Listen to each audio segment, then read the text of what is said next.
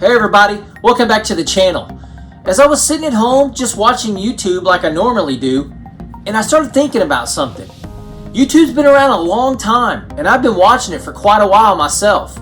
So it really got me thinking, what channels did you used to watch that aren't around anymore? Or maybe they're still there, but the content just isn't coming out anymore. It's like it's abandoned. And that's what I want to talk about on today's episode. So roll that intro.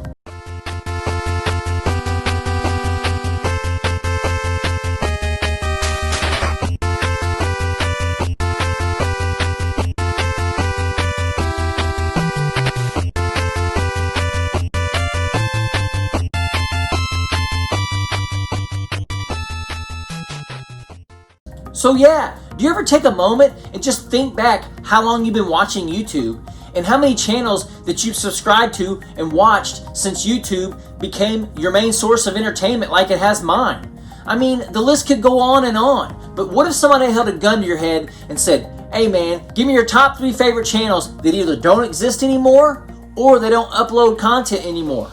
But one thing I noticed was that some of the channels that I first watched might not be around anymore for one reason or another. And that's a shame because these channels still have old content up that's really good. And I think it's worth a watch even today. It's never too late to have people watch your back catalog of videos. So today, I'm going to talk about 3 channels who I used to watch in my early days of my YouTube experience, and even some that inspired me to make my own channel. They really paved the way for super small channels like mine that took their ideas and formulas and put them into their own channel. These won't be in any particular order, just a couple channels that I watched in my early days and some that I still think deserve to be watched now. I think their content is still good and pretty solid, and it holds up.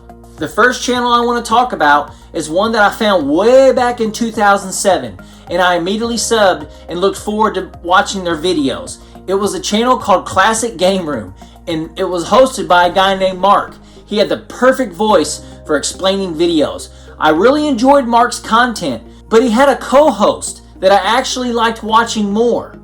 I really enjoyed watching his buddy who regularly made content on the channel also. His name was Derek, under the moniker CGR Undertow. He was a little younger like I was at the time, and I just really related to him more than I did Mark.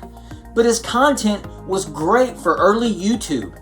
CGR did everything from game reviews, to toy reviews, to movie reviews, to music reviews, Nintendo product reviews. He did it all. I love tuning in and watching CGR, but eventually, for some reason, they ended the CGR sub-series, which really sucked. Then for some weird reason, they ended Classic Game Room. It did eventually come back, but it was never the same. I went to the channel recently and seen Mark now does comic book reviews, and the channel has changed its name. But you can still go and watch all of CGR Undertow's videos since they are still up. I will leave a link in the description below to the channel. You should really go check them out. Really good content when YouTube was in its infancy. Another channel that I loved watching and I found about 14 years ago was a channel that is technically still around, and they upload content monthly on YouTube. But the sub-series has long ended, and that's a shame. The channel now is called Far From Subtle, but back then they had a series called Awesome Video Games. I think it was actually the original channel name also. Anyways, I liked it so much that I actually bought the DVD of the first season when they released it. Check it out. They even signed it for me. And this was in 2007. It was basically shot in an 80s to early 90s Nintendo commercial. Or better yet, a promotional type of material that you would see Nintendo do a lot on TV back then. The show is about 2 guys named Chet and Ace who are in love with Nintendo. They're completely over the top characters the entire episode. They also have a dad character who plays, well, their dad. But anyways, the show was really entertaining and had fantastic editing for 2007. Even today, it's still good. These guys always made me laugh and really made me feel like I was in an early 1990s Nintendo commercial. They reviewed the Power Glove, Rob the Robot, the NES Advantage, the Game Genie, just to name a few, and they played all types of different games. The show had sketch comedy also, so many one-liners and jokes. The two main guys were so over-the-top acting. I always loved that about the show. They really played the role perfectly. The dad was super cheesy, and it just worked. I think they made around 70 episodes of Awesome Video Games before they finally ended it. But seriously, if you love early 90s Nintendo cheese like the Zelda rap, then definitely check out this channel. I watch it from time to time and it never gets old. They really took their roles to the next level, and it pays off because the delivery reminds me of how hype and crazy the early 90s were for Nintendo products. And check it out, the playlist on their channel is called Awesome Video Games. Show them some love. In 2007, I didn't think this type of content could be made as smooth and as awesome as it was, and I couldn't believe they were putting this type of stuff out way back then. And for my last channel, it's only about 6 or 7 years old, but man did it stick with me. Something about the way he delivered the content was funny and super entertaining. Some would argue that he was a clone of the AVGN, but I highly disagree, and it really discredits him as a content creator, if you think so. But I would love for you to watch his old content now and see for yourself why I like him so much. His channel is called Retrospective Perspective. His name is Half-Bit, and he reviews old video games. His personality is very addictive. He showed real passion for the subjects that he talked about. He also added a lot of his personal flair to each episode. He even would have his son help him with some of the videos, and his son even starred in a couple of them. I don't know why he quit, but I do recall his social media posts saying it was interfering with his personal life, which I completely understand. But even though his channel isn't around anymore, his content is still up and it can be viewed. It's super solid and really entertaining stuff.